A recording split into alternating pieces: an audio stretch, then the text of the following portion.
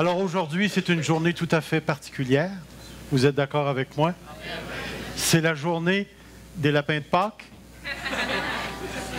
Du moins, c'est ce qu'à l'extérieur de ces murs, la plupart des gens de la société s'imaginent. On a substitué la journée de Pâques, c'est-à-dire le sens même religieux de la journée de Pâques qui est véritablement associé à partir du vendredi jusqu'à dimanche, la résurrection, la crucifixion, qui est encore aujourd'hui quelque chose de très, très, très vivant à travers le monde entier. À travers le monde entier. Et c'est pourquoi ce matin, pendant quelques minutes, j'aimerais vous adresser la parole sur l'importance de prendre le temps de réfléchir sur la journée de Pâques, c'est-à-dire la journée de la résurrection de notre Seigneur Jésus-Christ. Et le message va être d'une simplicité ce matin, puisque tout ce qu'on va voir, c'est des versets de la Bible. Des versets de la Bible. Puis, tous ces versets sont concentrés dans un seul évangile, c'est-à-dire l'évangile de Jean. Mais lorsqu'on m'a demandé de parler ce matin, ça devait être notre frère David qui devait parler ce matin. Mais vous savez qu'il a eu une opération, hein? Près du cerveau. Hein? Il s'est fait opérer dans le nez. Alors, il m'a demandé de le remplacer. Et tout de suite, immédiatement, je me suis dit, si j'avais à parler sur la résurrection, est-ce qu'il y aurait un texte en particulier qui pourrait centrer ma pensée? Et c'est un texte qui m'a toujours passionné, c'est un texte qui m'a toujours parlé. Et si un jour je pouvais prendre le temps de vraiment mettre en lumière tout ce qui est impliqué dans ce texte, on en aurait au moins pour quelques prédications. Le texte dit ceci: « Je suis le chemin, la vérité et la vie. Nul ne vient au Père que par moi. » Dans l'Évangile de Jean, c'est un texte qui est, comme on dit en français, il est laudé. Mais pour débuter, j'aimerais commencer avec une petite histoire qui va se passer dans la période où les voitures n'existaient pas, où le cheval était le mode principal de transport à cette époque-là. Alors, on recule dans le temps des cow-boys, dans le temps où c'était... le cheval jouait un rôle important, et pas avoir de cheval, c'était être pauvre. Et on se rapporte dans un petit village pas loin du... Bien, pas loin de Manitoba, là, mais c'est le Montana, pas loin des États-Unis, c'est-à-dire dans les États-Unis, pas loin des provinces. Et puis, ça se passe dans un petit village. Et dans ce petit village, il y avait deux jeunes dans la vingtaine qui étaient de passage et qui ont décidé de voler des chevaux. Et je ne sais pas si vous savez, mais à cette époque, voler des chevaux, c'était quelque chose d'extrêmement punissable et criminel. Alors, malheureusement, heureusement, ces jeunes, après avoir manigancé, sont allés chez un fermier en particulier, ont sorti deux chevaux, ou deux chevaux, deux chevals, un des deux. Et puis, ils se sont fait prendre. Ils se sont fait prendre.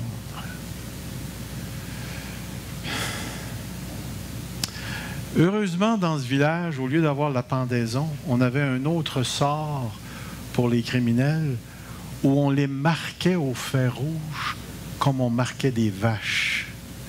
La seule différence, c'est qu'au lieu de marquer sur la partie fessier de la vache, on marquait l'être humain sur le front. Et dans cette ville-là, lorsqu'on marquait un criminel, on marquait la lettre S sur son front, de sorte que c'était vraiment, mais vraiment imprimé. Personne ne pouvait plus, après ça, manquer le fait que cet homme-là était un S. Et dans ce temps-là, le mot, la première lettre S voulait dire sinner. Vous savez ce que le mot sinner veut dire en pécheur? S, sinner. Et ces deux jeunes ont été marqués du S, sinner, et puis ils ont quitté le village. Je m'arrête là. On reviendra à la fin pour voir un tout petit peu comment ça se termine, cette histoire-là. Mais notre texte que nous voulons aborder nous dit « Je suis le chemin, la vérité et la vie, et nul ne vient au Père que par moi. » Pour les lecteurs de la Bible, vous allez vous y reconnaître, mais pour ceux qui n'ont à peu près jamais lu la Bible, l'Évangile de Jean est un des évangiles tout à fait particuliers dans les 4 évangiles qui nous présentent le salut d'une manière tout à fait particulière. Premièrement, le texte de l'Évangile de Jean commence avec ce qu'on pourrait appeler l'entrée. C'est-à-dire que nous, les chrétiens, nous croyons en la Trinité. Nous croyons que Dieu est à la fois Père, Fils et Saint-Esprit. Nous croyons à 3 personnes, mais à une seule nature divine. Nous ne croyons pas, nous ne sommes pas des tridieux, c'est-à-dire 3 dieux. Nous sommes un seul Dieu. Nous croyons en un seul Dieu, et ce Dieu en 3 personnes est un mystère que nous n'arrivons pas à comprendre. Et c'est pourquoi que dès le début de l'Évangile de Jean, en commençant, l'apôtre Jean nous dit « Au commencement était la parole ». Et regardez ce qu'il dit ensuite. La parole était avec Dieu et la parole était Dieu. Dès le début, nous avons la présence de la communion divine, de la structure de cette communion-là.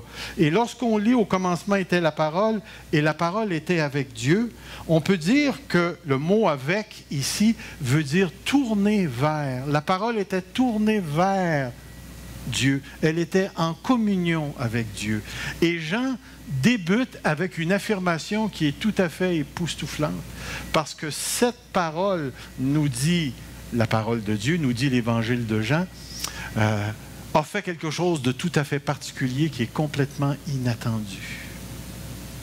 C'est-à-dire qu'elle est venue habiter parmi nous. Dans le témoignage de la parole de Jean, nous retrouvons ce concept où Dieu, dans l'Ancien Testament, était un Dieu qui a rencontré, à travers Abraham et la formation d'un peuple, les humains.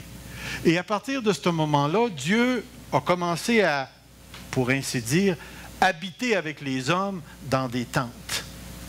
C'est-à-dire que dans le modèle de l'Ancien Testament, la tente, où il y avait un voile, où Dieu était dans la partie sainte, et là on offrait les sacrifices dans la première partie. Ensuite, après l'évolution, formation du peuple, l'installation de la royauté, on a bâti un temple sur le même modèle que la tente, mais en pierre. Et à travers l'histoire d'Israël, ce temple-là a été détruit à 2 reprises. Mais il y avait prophétiquement quelque chose qui était sous-entendu dans ça. C'est que Dieu désirait tellement sauver les hommes qu'il a décidé de faire sa tente dans un homme. Et Dieu, la 2e personne de la Trinité, est entré parmi nous en se faisant chair. Elle a habité parmi nous. Et d'ailleurs, le mot utilisé pour habiter, si on pouvait le traduire et que c'était un bon mot français, on dira qu'il est tabernaclé. Vous connaissez le mot tabernacle? Expression québécoise, religieuse et patoiseuse. Mais l'idée, elle est là, c'est que Christ est venu faire sa tente. Il est venu habiter parmi nous. Et ça, mes amis, là, c'est quelque chose de tout à fait extraordinaire. Écoutez, il existe dans le monde aucune autre incarnation, aucune autre religion qui nous parle de Dieu qui est venu habiter parmi les humains en s'identifiant totalement à la condition humaine.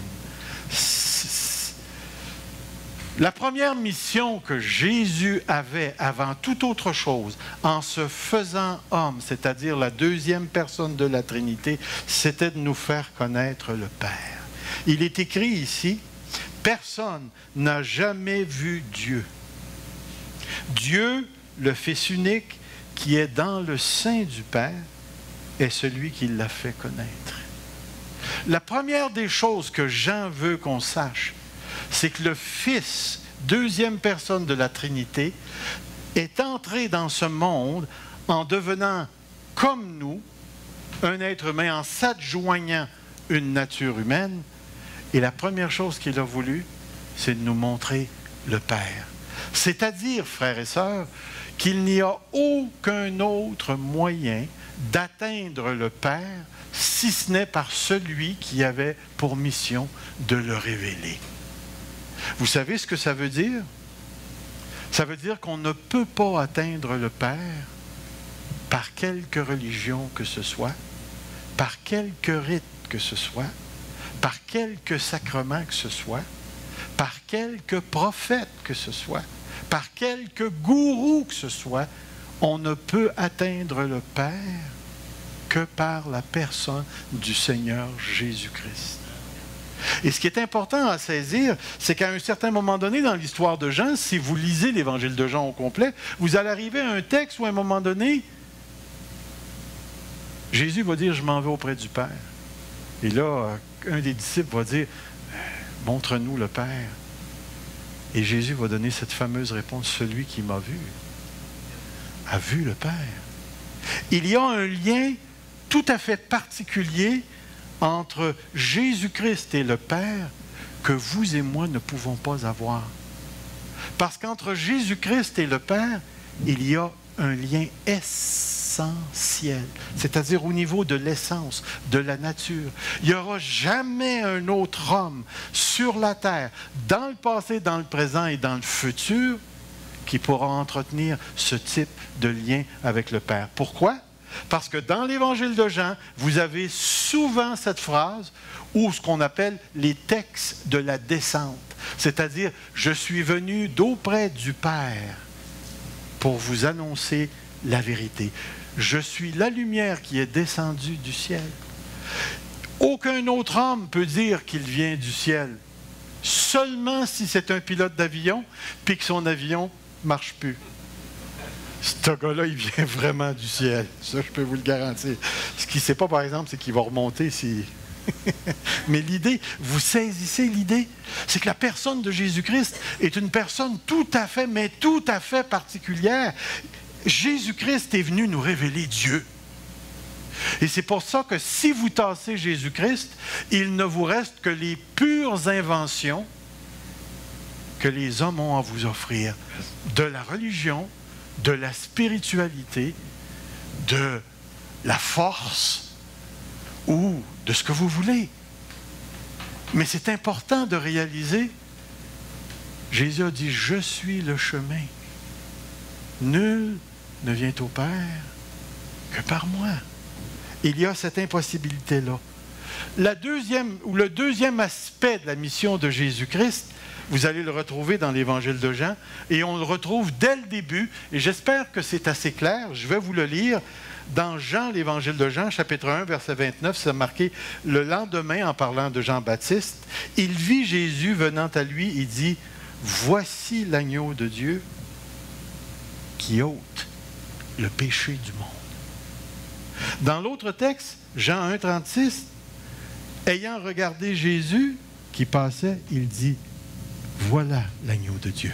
Voici l'agneau de Dieu. » Lorsqu'il a mentionné le terme « agneau », il faisait référence, n'oubliez pas que nous sommes dans la culture juive, et il faisait référence à toute cette tradition juive où on offrait des bêtes en sacrifice, où le pécheur venait imposer ses mains sur la tête d'une brebis, d'un bouc ou d'une bête, et puis symbolisant le transfert du péché sur la bête, et on prenait la bête, et le sacrificateur seulement pouvait entrer dans le temple, le tabernacle ou la tente, pour ensuite aller immoler, qui représentait le sang versé, c'est-à-dire la vie donnée en sacrifice pour le péché.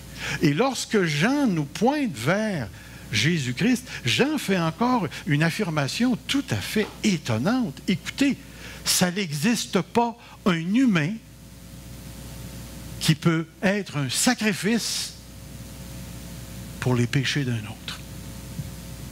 Pour les péchés d'un autre. Ça n'existait pas.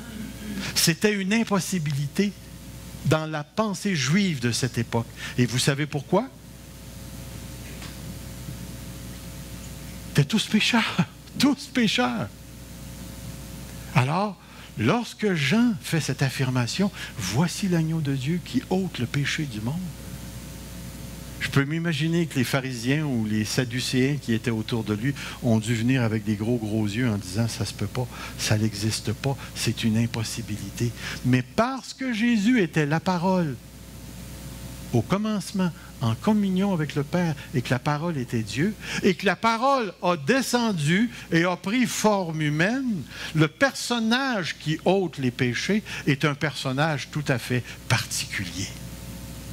Il n'est pas qu'humain, il est également Dieu. Et c'est important parce que si vous regardez le chapitre, Dieu descend, la deuxième, prend une forme humaine, première mission de nous révéler le Père, et ensuite il nous amène tout de suite à ce qui bloque toute la communion et la possibilité d'atteindre le Père, le péché. Je sais que pour plusieurs, le péché n'existe pas. C'est un vieux concept. Aujourd'hui, on fait des erreurs. Des erreurs. Vous savez quelle est la différence entre un péché et une erreur? L'erreur peut mener au péché. Un péché volontaire, puis l'erreur aussi. Le péché, c'est moral. Une erreur, ça n'a pas besoin d'être moral. Ce n'est pas une transgression. Écoutez, c'est bien simple. Êtes-vous capable d'aller sur la rue, ici à Granby, Ouattatata? Non? Alors moi, je vous dis, vous prenez la rue Saint-Charles, vous allez jusqu'au bout. Puis si vous n'arrêtez pas, Ouattatata. Là, maintenant, est-ce que vous savez comment aller à Ouattatata?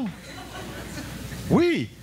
Mais voyez-vous, vous auriez pu passer par la rue Coway, descendre jusqu'à Simon, puis faire le tour de Granby, puis tout ce que vous voulez. Et là, vous seriez venu me voir puis dire « J'ai rien trouvé. C'est où ça, Ouattatata? » Mais voyez-vous, si tu me demandes d'aller à Québec, puis je te donne toutes les indications pour aller à Montréal, il y a deux choses possibles. C'est soit que je t'ai trompé, ou soit que je ne connais pas le pays. Moi, je ne suis pas d'ici, alors toutes les indications que je vais te donner sont erronées. Mais ça ne veut pas dire que j'ai péché contre toi, que j'avais une mauvaise intention.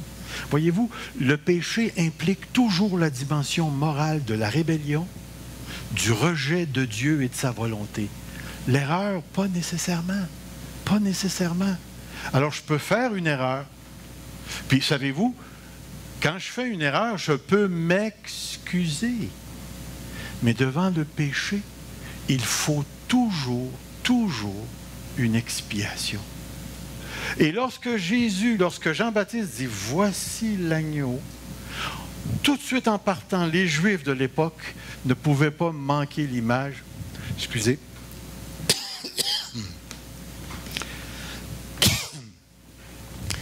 L'agneau présuppose un sacrifice. Regardez ensuite la troisième mission. C'est toute une mission, mais en trois parties. La troisième mission, c'est Jésus étant l'agneau de Dieu en sacrifice pour le péché, devait mourir pour les péchés. Mais il y a quelque chose de tout à fait particulier. Merci beaucoup. Il y a quelque chose de tout à fait particulier parce que Jésus-Christ n'est pas seulement venu mourir pour nos péchés. Le péché, si je pouvais vous donner une image, c'est comme quelqu'un qui entrerait dans un magasin de vêtements et qui veut changer sa garde-robe, mais ressort du magasin tout nu.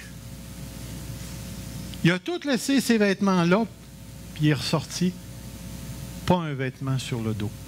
Si on vous pardonnait, là, est-ce que ça changerait votre âme? Ça prend quelque chose d'autre. De demander pardon ou d'effacer la faute, c'est un geste légal. C'est-à-dire, j'enlève Mais est-ce que ça a changé le cœur? Avez-vous déjà vu un criminel acquitté? Puis parce qu'il a été acquitté, il n'est plus criminel? Non.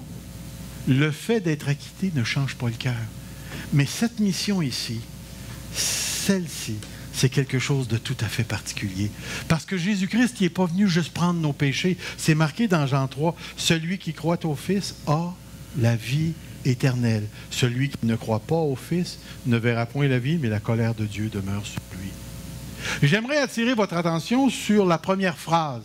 « Celui qui croira au Fils aura la vie éternelle. » C'est bien ça? Le verbe est au présent. Celui qui croit a. Celui qui croit a. Ce n'est pas celui qui croit aura éventuellement s'il fait une bonne vie. Celui qui croit a la vie éternelle. A la vie éternelle. C'est présent, c'est maintenant. C'est tout de suite. Lorsque je me suis converti à l'âge de 19 ans, je sortais de l'armée, je voulais devenir prêtre. Et éventuellement, mon frère José, qui allait à l'église évangélique avant moi, m'a lancé quelques défis sur la Bible. Puis moi, c'est tout ce que ça me prenait, quelques petits défis pour commencer à lire la Bible. J'ai commencé à lire la Bible, puis à un certain moment donné, écoutez, je voulais devenir prêtre. Là, moi, là, j'avais des intentions religieuses sérieuses, et puis j'étais retourné terminer mon secondaire pour ensuite rentrer au cégep, puis aller suivre mon cours en théologie, puis ainsi de suite. Je voulais vraiment que ma vie soit centrée sur le religieux. Et puis, à un moment donné, je me suis mis à lire la Bible et j'ai lu dans la Bible ce fameux passage dans l'Évangile de Matthieu qui disait « Ceux qui disent « Seigneur, Seigneur » n'entreront pas forcément dans le royaume des cieux, mais celui-là seul qui fait la volonté de mon Père qui est dans les cieux. » Puis, dans l'Évangile de Jean, au chapitre 6, c'était marqué « La volonté de mon Père, c'est que quiconque voit le Fils et croit en lui, est la vie éternelle. » Et j'ai réalisé que je n'avais pas la vie éternelle. Et à ce moment-là, tout en moi s'est déclenché pour que je me tourne vers le Seigneur Jésus-Christ. Regardez 5,24 ici. « En vérité, je vous le dis, celui qui écoute ma parole et qui croit à celui qui m'a envoyé, remarquez le temps du verbe, a la vie éternelle. Ne vient point en jugement, mais regardez encore le temps du verbe, encore au passé. Il est passé de la mort à la vie. Le passage est fait pour moi. Mais ici, le verbe être est au présent. Il est passé. C'est une condition dans laquelle il est entré. Voyez-vous, le péché produit la mort. Et la mort réelle, une personne est véritablement séparée de Dieu et plongée dans une condition telle que si personne entre dans sa condition pour l'en sortir, cette personne-là ne peut pas se sortir elle-même de cette condition-là. Voyez-vous, tout ça fait du sens. Jésus est entré dans notre condition. Il nous a révélé le Père et sa volonté. Christ a pris sur lui la condamnation de nos péchés. Et plus que ça, il est venu pour nous donner la vie éternelle. Et la seule condition qu'il pose, c'est de croire en lui. De croire en lui. Tout à l'heure, quand on plongeait les gens, on symbolisait ces gens sont morts et on les sort de l'eau. Et là, ils symbolisent ce qui s'est passé. La vie éternelle dans leur personne, dans leur vie, dans leur cœur profond. Savez-vous que ça fait une quarantaine d'années, parce que je me suis converti à... Puis, aujourd'hui, je suis véritablement, même après toutes ces années-là, je crois 100%, je crois fermement, indubitablement, que si aujourd'hui c'est ma dernière journée sur la terre, je m'en vais directement au ciel. Et c'est pas parce que j'ai fait 40 ans de bonne vie. Ben, il y en a un petit peu, là. Mais c'est seulement parce que j'ai cru. C'est tout. J'ai cru. J'ai cru à quoi? J'ai cru que la deuxième personne de la Trinité est entrée dans mon univers pécheur et qu'il était l'agneau de Dieu, qui était le sacrifice pour le pardon de mes péchés, mais qu'en sortant de la mort, il a acquis une vie éternelle qu'il distribue à tous ceux et celles qui ont choisi de croire. Tout ça se tient. Voyez-vous, c'est marqué « Je suis le chemin et la vie ». Je suis le chemin et la vie. Le chemin et la vie. Regardez d'autres textes. Jean 6, en vérité, je vous le dis, celui qui croit en moi a la vie éternelle. 6,40. La volonté de mon Père, c'est que quiconque voit le Fils et croit en lui ait la vie éternelle, et je le ressusciterai au dernier jour. Il y a encore un autre texte. Jean chapitre 10, 28. Je leur donne la vie éternelle, et elles ne périront jamais. Jamais. Et personne ne les ravira de ma main. Ce que je trouve intéressant ici, là, c'est quand vous pensez à périr, je vous pose la question, allez-vous mourir? Donc, vous allez périr. Mais comment on comprend de bord le périront jamais? Vous allez périr d'une manière ou d'une autre.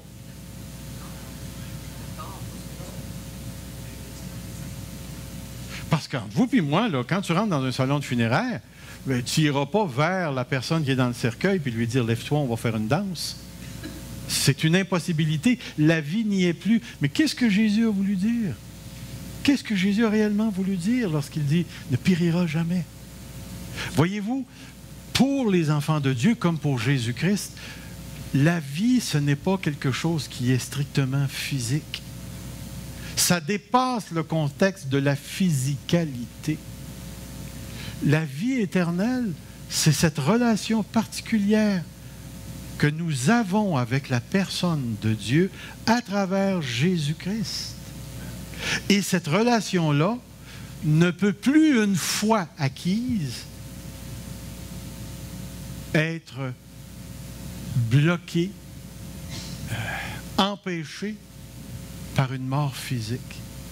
Par une mort physique. Et c'est pourquoi, lorsqu'on parle de la résurrection, on ne parle pas d'une résurrection éthéreuse. Là. On va ressusciter comme dans un nuage, on va être une sorte de grand cerveau, une sorte de pléroma où on va tout se ramasser là, puis on va tout devenir énergie. Alors pour nous, le ciel, ça va se passer comme ça, là. Comme si on était branchés contre... Non, non, non, non, non. On va avoir des corps de résurrection. On va vivre dans un environnement tout à fait particulier. Les nouveaux cieux, la nouvelle terre. On va vivre dans une société où il n'y aura même plus la graine du mal, la pensée du mal, le songe du mal n'existera même plus. On va vivre dans une condition, une communion tout à fait extraordinaire, puisqu'il y a, la parole de Dieu nous dit qu'il n'y aura plus de soleil. C'est certain que c'est une image, mais c'est une image d'une présence incontournable, sentie, avec laquelle nous allons être capables de communier continuellement. Frères et sœurs, on a quelque chose d'extraordinaire. Et tout ça est comme empaqueté dans un certain sens dans le concept de la vie éternelle. Jésus-Christ, il n'est pas venu juste enlever nos péchés. Il est venu nous offrir une vie qui dépasse l'entendement, une vie qui dépasse ce que nos yeux voient et ce que nos sens perçoivent présentement. Jésus est venu nous offrir un futur qui a déjà commencé. Comprenez bien ce que je vais dire maintenant, parce que c'est fondamental pour les enfants de Dieu. Tu n'as pas plus la vie éternelle dans le futur que tu l'as présentement. C'est-à-dire que tu as reçu la totalité de la vie éternelle le jour où tu crois en Jésus-Christ. La seule chose, c'est qu'il va y avoir toute une modification au niveau de l'environnement, au niveau de la condition quand on va entrer. Mais si tu es vivant maintenant, tu ne seras pas plus vivant après, mais tu vas vivre quelque chose de complètement différent. Et c'est pourquoi la personne du Seigneur Jésus-Christ va dire, maintenant, celui qui croit en moi a la vie éternelle. Pas aura, tu l'as maintenant. Et c'est tellement important pour nous de saisir cette réalité-là, ici. Je suis le chemin, la vérité et la vie. Nul ne vient au Père que par moi. Je reviens à ma petite histoire ici. Les deux gars se sont fait marquer au fer rouge, quittent. Et en cours de route, il y en a un qui a rencontré un prédicateur. Il a entendu l'évangile de Jésus-Christ et il est retourné dans le village où il avait volé les chevaux. Et savez-vous ce qu'il a fait? avec beaucoup de difficultés, il s'est installé dans la communauté. Il avait connu l'Évangile de Jésus-Christ, il avait donné sa vie à Jésus, puis il est retourné dans le milieu où il avait été marqué au fer rouge. Et ça a été difficile, très difficile pour lui, parce qu'il portait la marque de son vol continuellement sur son front. Et à ce moment-là, eh bien, en entrant dans le visage, il a connu tous les rejets, mais il a persévéré. Et savez-vous ce qui s'est passé? Le gars, il a marié une fille du village. Il y a eu des enfants qui ont resté dans le village. Et le gars est devenu éventuellement le propriétaire du magasin général où tout le village allait acheter leurs provisions. Puis à un certain moment donné, lors d'une diligence qui entrait dans la ville, il y a un homme qui est entré dans le magasin général, puis il a vu le monsieur avec un gros S. Mais ça faisait des années maintenant. Lui était presque grand-père à ce moment-là. Fait que celui qui était au comptoir, qui servait le monsieur, était en train de lui donner ce qu'il demandait. Et le monsieur a dit, « Qu'est-ce que ça veut dire, ce S-là, dans son front? » Et là, le jeune homme qui ne savait pas trop quoi dire, il dit, « Je pense que ça veut dire saint. »